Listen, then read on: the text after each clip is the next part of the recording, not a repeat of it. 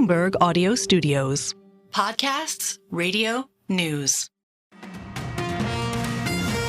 Good morning, I'm Nathan Hager. And I'm Karen Moscow. Here are the stories we're following today. Karen, we begin in Israel, where events continue to unfold after 6 Israeli hostages were found shot dead in a Gaza tunnel over the weekend. Prime Minister Benjamin Netanyahu has responded with a defiant press conference saying Israel will not meet Hamas's demands to give up control of the border area between Gaza and Egypt. I don't believe that either President Biden or anyone serious about achieving peace and achieving the release would seriously ask Israel to make these concessions. We've already made them. Israeli Prime Minister Netanyahu is also apologizing to the bereaved families. He says the nation must maintain permanent control over the Philadelphia corridor. He's accusing Hamas of using it to import arms that it's used against Israel. Meanwhile, Nathan, Israelis took part in labor strikes and nationwide protests Sunday to try to force Netanyahu's government to agree to a ceasefire and secure the release of hostages. Many post offices and bank branches were closed, while the country's main airport suspended some takeoffs, and a number of shopping malls and high-tech firms shut their offices as well. They were the largest protests since the deadly invasion by Hamas that set off the war last October. And Karen, Netanyahu is also feeling pressure from President Biden. He says the prime minister's not doing enough to reach a deal. The president was asked if he has spoken to Netanyahu about the negotiations. We're still in negotiations, not with him, with my colleagues, Qatar and from the... The president says he will speak with Israel's prime minister eventually, and he promised that Hamas leaders will pay for the murders. Netanyahu contended during his news conference that the only way for Israel to achieve total victory is to destroy Hamas's military and governing capabilities. Meanwhile, Nathan, the UK says it's suspending some licenses for arms exports to Israel after concluding the use of British components in Gaza could violate international humanitarian law. Bloomberg Israel Bureau Chief Ethan Bronner says the move is more symbolic than practical. It's not a major exporter. The major exporters to Israel of arms are the U.S. and Germany. I think after that comes Italy. The U.K. is down on the list, but the U.K. is considered an important ally and friend to this country, and so the idea that it would take this set of steps to limit arms exports is, makes it harder for them. Bloomberg's Ethan Bronner says the UK's suspension does not amount to an arms embargo on Israel. Back here in the U.S., Karen, the presidential election, we can say, is in full swing now following the Labor Day holiday. Vice President Kamala Harris told the United Steelworkers Union in Pittsburgh she would oppose the sale of U.S. steel to Japan's Nippon Steel. U.S. Steel is an historic American company, and it is vital for our nation to maintain strong American steel companies. And I couldn't agree more with President Biden. U.S. Steel should remain American-owned and American-operated. Now, the statement is Kamala Harris's first on the proposed deal. It does align with President Biden, who has also pledged to keep U.S. steel domestically owned. Republican nominee Donald Trump has also called for the transaction to be blocked. The former president did not have any campaign events over the holiday weekend, but he and Harris will return to Pennsylvania next week when they face off for the first time in the ABC News hosted presidential debate on September 10th. It's going to be held at the National Constitution Center in Philadelphia. Well, Nathan, we have a number of international election headlines this morning. Venezuela has ordered the arrest of presidential candidate Edmundo Gonzalez.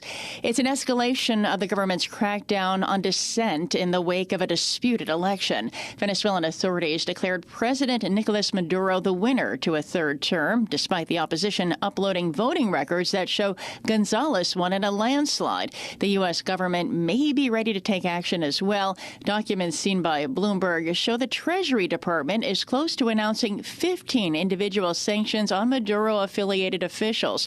Sources tell Bloomberg the State Department also plans to impose visa restrictions on 34 relatives of government officials. Meanwhile, in Germany, Karen, Chancellor Olaf Scholz's ruling coalition was punished in 2 regional elections in eastern Germany. Populist parties on the extreme right and left took more than 60% of the vote in Thuringia and almost half in Saxony, representing the first triumph of a far-right party in a German state ballot since World War II. The results dealt another blow to Scholz and his deeply unpopular government and could prompt renewed calls for an early general election in Germany. Well, we also have a key company news out of Germany, Nathan. Volkswagen's considering closing factories in its home country for the first time in its history. The cost-cutting move would attempt to end the company's 3 decades-old pact with workers to keep jobs secure. Bloomberg's Elizabeth Berman says Volkswagen's set up for a showdown with workers and government. To push through any big decisions, any big savings plan, management needs the support of worker representatives that make up half the supervisory board. There's also the state of Lower Saxony that has a big stake, also has seats on the supervisory board. They usually side in decisions with the worker representatives. And then management also needs to win over the billionaire owner families. And Bloomberg Auto's editor Elizabeth Behrman says Volkswagen's profit margins have been squeezed thanks to increased competition from electric car makers and a broader consumer spending slowdown. In Brazil, a Supreme Court justice has ordered the shutdown of X, formerly Twitter, saying it violates his orders to remove misleading content. The ruling marks the biggest blackout X has faced in a country where it has widespread adoption. X's billionaire owner, Elon Musk, is decrying the move as censorship. He called the judge a dictator in a post to the platform. Well, elsewhere in company news, Nathan, sources tell Bloomberg Goldman Sachs plans to dismiss a few hundred employees in coming weeks as part of the firm's annual cull of low-performing staff. It would bring total cuts in 2024 to about 3 to 4% of the bank's workforce, in line with the bank's typical approach to keep a lid on costs. Goldman's stock climbed to an all-time high at the end of last week. And this morning, Karen, futures are trading lower as we enter the first trading day of September. Bloomberg's John Tucker joins us with the preview. John. And Nathan, September has the unenviable distinction of being known historically as the worst month for stocks. On Friday, stocks spiked in the last 10 minutes of Wall Street trading, with the S&P 500 finishing close to its all-time high. That came after the Fed's preferred measure of inflation rose at a mild pace. A manufacturing data later today is going to mark the start of a pretty busy week of economic reports. The jobs report at the end of the week might bring some clues to the size of a rate cut this month from the Federal Reserve. Markets are currently pricing a start to policy easing with a roughly 1 in 5 chance of a 50 basis point cut. That's according to data compiled by Bloomberg. John Tucker, Bloomberg Radio. All right, John, thank you. And it's time now for a look at some of the other stories making news in New York and around the world. And for that, we're joined by Bloomberg's Michael Barr. Michael, good morning. Good morning, Karen. New York City's Caribbean festival, known as the West Indian Day Parade, turned into chaos and violence. 5 people were shot after gunshots rang out along the parade route in Brooklyn. Police said 4 males and a female between the ages of 16 and 69 were wounded. All are now in stable condition. NYPD Chief of Patrol John Schell saying the gunfire was targeted. This was an intentional act by one person towards a group of people. We do not by no means have any active shooter or anything of that nature running around Eastern Parkway as we speak. Chief Schell says if anyone has any video to help catch the shooter, please call the police. After the Labor Day holiday, delays are expected to continue at Newark Liberty International Airport after equipment outages related to radar. Monday afternoon, the FAA issued a ground stop which threw the normally busy schedule into a tailspin and cost travelers extra money. I would say probably like 500, 700 more than it was supposed to, with food, travel expenses, extra hotel costs. According to FlightAware, more than 300 flights were delayed and dozens canceled. Police in the Chicago area have arrested a suspect in a fatal shooting on a moving subway train. A gunman killed 4 passengers in the suburb of Forest Park, the last stop along the CTA's Blue Line, about 15 minutes west of the city. Authorities say the horror unfolded on 2 separate subway cars. The suspected shooter was tracked down on an entirely different train line by police using surveillance video. In Connecticut, 1 person is dead and 2 others are missing after a major boat accident in Old Saybrook. Officials say the accident happened last night near the Harbor One Marine.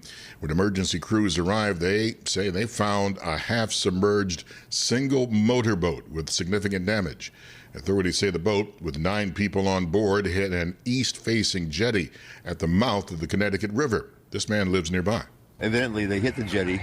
At the end of the jetty, there's a a big spike, goes about 50 feet tall. It says Long Island Sound around the perimeter. And I fished there about a month ago. And I think he was going too fast. And hopefully we'll find the people that are alive. 6 other people were taken to an area hospital. Global news 24 hours a day and whenever you want it with news now on Bloomberg. I'm Michael Barr, and this is Bloomberg. Karen. All right, Michael Barr, thank you.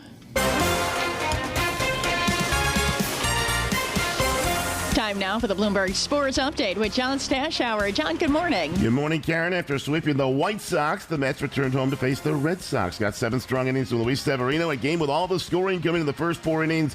Mets won 4-1. They moved 10 over 500. They're only a half game behind Atlanta in the race for the last NL wild card. Half game is still what the Yankees lead the Orioles by. Baltimore now getting to play the lowly White Sox. The Orioles won 13-3. Chicago's 11th loss in a row. 108th of the season. They've also lost each of Chris Flexen's last 20 starts. That's a dubious Major League record. Yankees in Texas. Gleyber Torres 2-run double.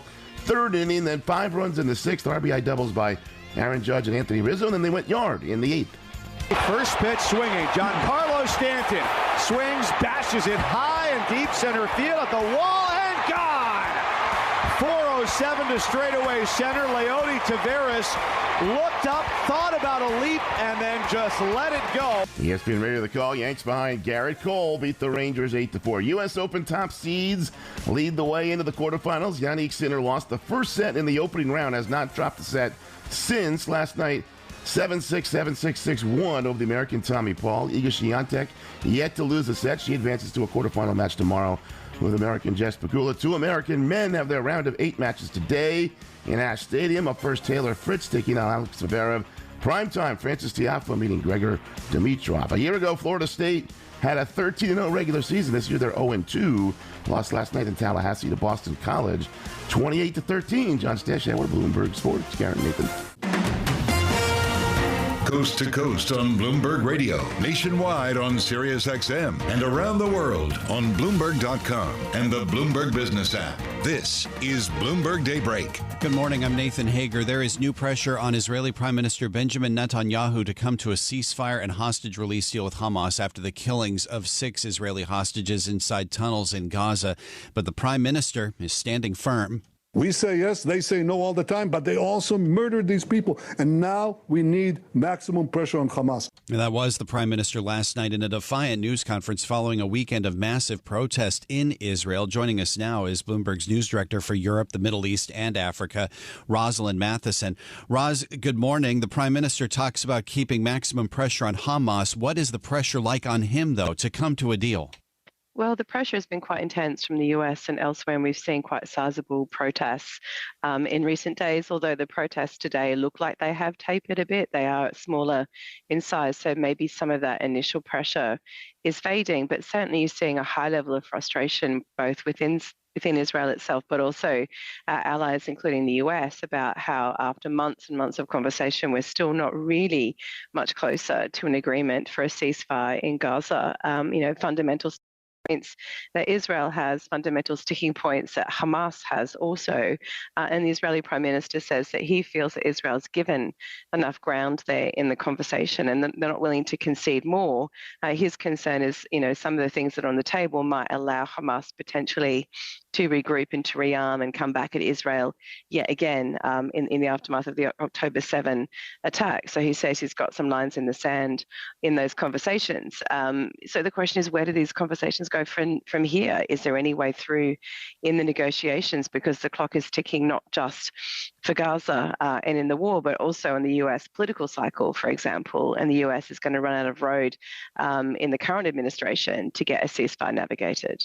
Well, let's talk about where the negotiations stand right now. I mean, we've had these sort of indirect talks with an Israeli team meeting with U.S., Qatari, and Egyptian officials, and Hamas sort of on the sidelines. Where do things stand right now?